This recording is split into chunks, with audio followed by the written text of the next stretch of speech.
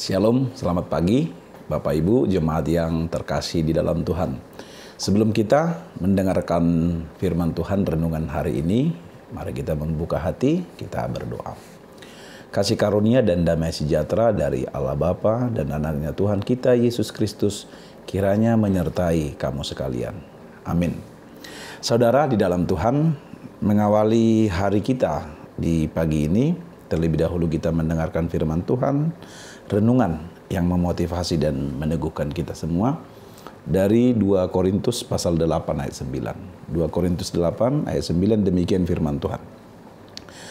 Karena kamu telah mengenal kasih karunia Tuhan kita Yesus Kristus, bahwa Ia yang oleh karena kamu menjadi miskin, sekalipun Ia kaya, supaya kamu menjadi kaya oleh karena kemiskinannya. Demikian firman Tuhan.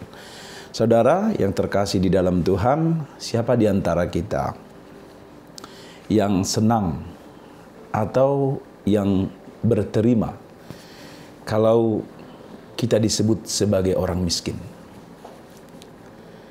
Saya pikir hampir tidak ada orang yang berterima atau orang yang senang dikatai sebagai orang miskin.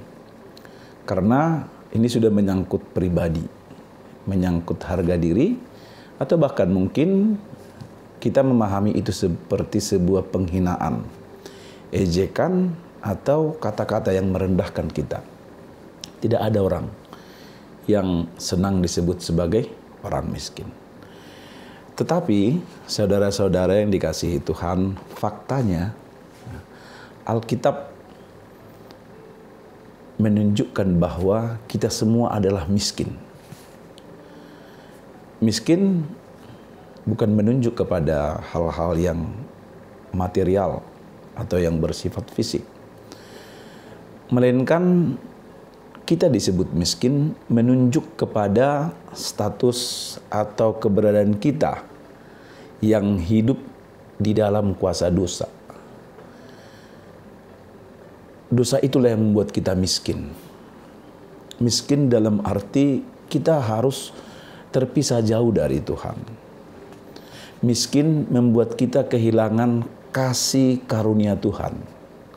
Miskin membuat kita menjadi menderita.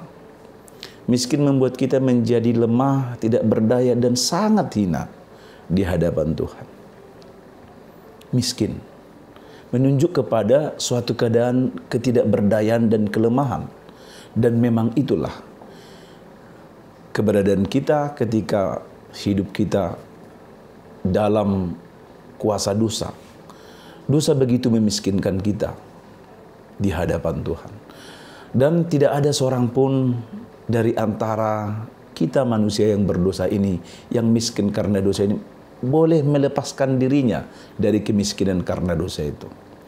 Boleh menyelamatkan dirinya dari kemiskinan karena dosa itu. Tidak ada satupun. Betapapun seseorang menganggap dirinya kaya dalam banyak hal, dalam pengetahuan, dalam kekayaan, dalam jabatan dan lain sebagainya, tetapi itu tidak akan pernah bisa menebus atau memulihkan dirinya dari kemiskinan karena dosa. Dan kemiskinan karena dosa ini adalah kemiskinan yang paling berbahaya. Kemiskinan yang mematikan. Sebab dosa itu menjauhkan kita, memisahkan kita dari Tuhan dan dari kasih karunia-Nya. Namun saudara-saudara yang dikasihi Tuhan, dari teks renungan hari ini, sebuah sukacita besar kita terima. Firman Tuhan berkata, namun karena kasih karunia Tuhan kita Yesus Kristus, kita menjadi kaya oleh karena kemiskinan Kristus. Kristus menjadi miskin supaya kita menjadi kaya. Artinya kemiskinan yang tadinya menimpa kita, yaitu dosa, maut, kematian yang kekal dan kebinasaan itu, itulah kemiskinan yang paling mematikan itu, semuanya diambil oleh Kristus, ditimpakan kepada Kristus, diterima oleh Kristus. Dia datang ke dunia ini menjadi manusia, hidup bersama-sama dengan manusia, menderita, merasakan seluruh apa yang dirasakan manusia, bahkan lebih dari itu. Dia harus memberikan nyawanya, memberikan dirinya, memberikan hidupnya. Disalibkan, mati. Untuk menebus kita dari kemiskinan karena dosa itu. Untuk menebus kita dari kematian yang kekal. Menebus kita dari kebinasan. Supaya kita menjadi kaya. Kaya dalam arti hidup kita dipulihkan.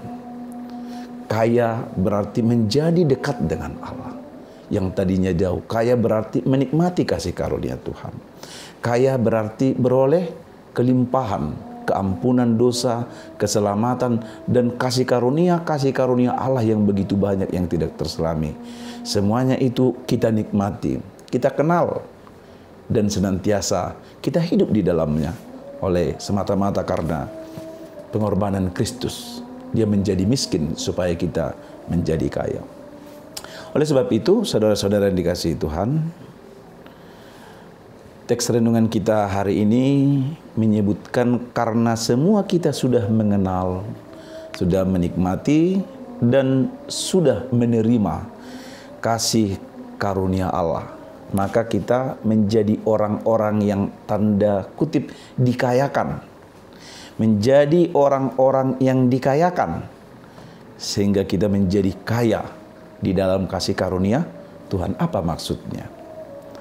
Menjadi orang yang dikayakan, menjadi orang kaya di dalam kasih karunia.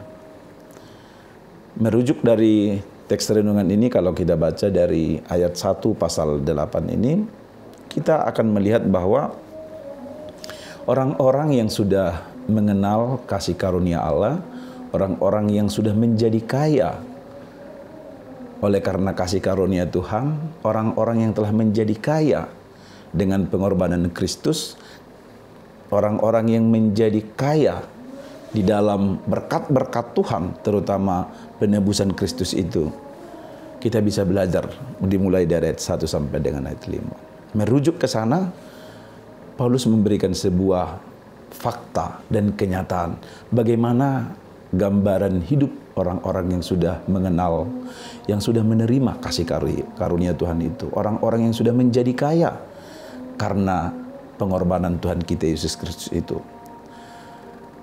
Paulus memberitahu bagaimana jemaat-jemaat di Makedonia, jemaat yang telah menerima anugerah dan kasih karunia Tuhan yang begitu besar.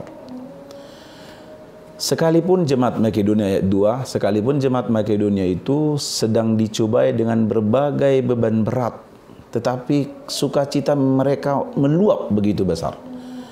Sekalipun mereka miskin dalam berbagai hal seperti harta, seperti kekayaan yang tidak begitu banyak. Mereka digolongkan sebagai orang-orang miskin, bahkan sangat miskin dalam ayat 2, namun mereka kaya dalam kemurahan. Paulus bersaksi ayat 3, mereka memberikan menurut kemampuan mereka, bahkan melampaui kemampuan mereka, kata Rasul Paulus. Jemaat Makedonia memberikan apa yang ada pada mereka, bahkan di luar kemampuan mereka, mereka memberikan untuk membantu, menolong, menjadi berkat bagi sesama jemaat-jemaat Tuhan, terutama di Yerusalem yang sedang mengalami pergumulan berat. Paulus mengajak, bahkan bukan mengajak, jemaat Makedonia mendesak Paulus agar mereka diikut sertakan. Jemaat Makedonia ikut terlibat dalam memberikan bantuan, memberikan pertolongan kepada orang-orang percaya jemaat di Yerusalem. Mereka yang meminta kepada Paulus dan mereka memberi di luar kemampuan mereka. Itulah yang disebut sebagai orang-orang yang sudah dikayakan, orang-orang yang kaya dalam kasih karunia. Maka saudara-saudara yang dikasihi Tuhan, hari ini kita harus berkata bahwa ada banyak keterbatasan yang kita miliki. Tetapi hari ini juga kita harus mengaku dan memahami bahwa semua kita yang sudah menerima kasih karunia Tuhan, yaitu lewat pengorbanan Kristus dalam kedatangannya ke dunia, kematiannya di kayu salib dan kebangkitannya, sudah memperkaya hidup kita. Sehingga tidak ada alasan bagi kita kita tidak mampu. Kita tidak bisa, kita tidak mungkin melakukannya. Orang-orang yang sudah menerima kasih karunia Tuhan, yaitu keselamatan, pengampunan dosa, dan kasih karunia yang begitu besar. Dia adalah orang kaya, kaya dalam kemurahan hati, lewat tindakan-tindakan kemurahan sebagaimana yang dilakukan oleh jemaat Makedonia. Itulah yang menunjukkan bahwa kita semua sudah beroleh kekayaan kasih karunia itu oleh karena pengorbanan Kristus. Amin, mari kita berdoa. Bapa di surga, kami bersyukur firman Tuhan di pagi hari ini yang sudah kami dengarkan. Sebelum kami memulai aktivitas kami hari ini, kami sungguh-sungguh bersuka cita. Kami yang dahulu miskin karena dosa-dosa kami, yang tidak berdaya, yang begitu hina dan begitu lemah.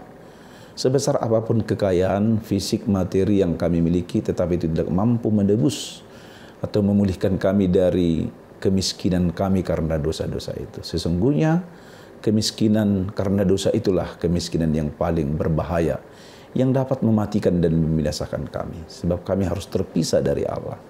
Tetapi oleh karena pengorbanan anak-Mu Yesus Kristus Tuhan kami, Dia datang ke dunia hidup bersama-sama dengan manusia.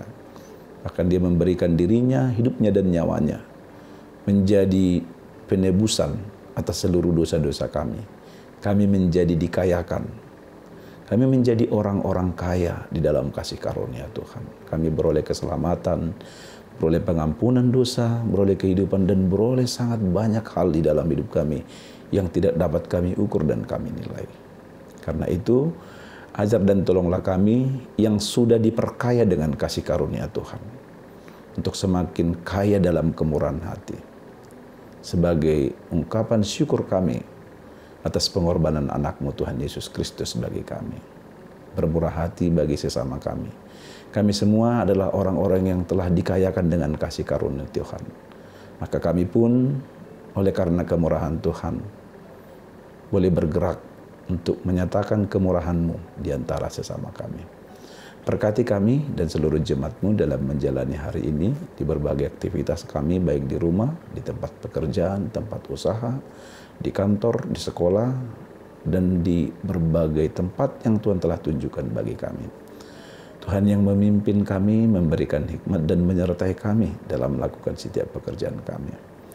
Agar seluruh yang kami perbuat dan kami kerjakan sungguh-sungguh berkenan di hadapan Tuhan dan menjadi berkat bagi kami dan bagi banyak orang. Berkati rumah tangga kami dan keluarga kami semua. Demikian juga dengan jemaat-Mu, saudara-saudara kami yang masih sakit, terbaring, lemah, Tuhan yang memberikan kesembuhan dan pemulihan bagi mereka. Yang berduka dan yang bergumul, Tuhan hiburkan dan Tuhan kuatkan. Dan kami pun juga bersama-sama bersyukur dan berdoa bagi jemaat-Mu yang Tuhan berikan sukacita besar dalam hidupnya, pertambahan umur, dan berbagai banyak hal yang telah kami terima dalam hidup kami. Biarlah kami terus bersyukur untuk setiap berkat-berkat Tuhan, dan Tuhan menambahkan sukacita, umur panjang dan kesehatan bagi saudara kami yang berulang tahun untuk hari ini. Kami serahkan hidup kami kepada Tuhan, dan Tuhan yang memimpin kami, dan ampuni kami atas segala dosa dan pelanggaran kami. Dalam Kristus Yesus kami berdoa dan bersyukur. Amin. Demikian renungan untuk hari ini. Dari HKBP Limo kami menyampaikan selamat pagi dan selamat beraktivitas. Bagi Bapak Ibu sekalian, Tuhan Yesus memberkati. Horas.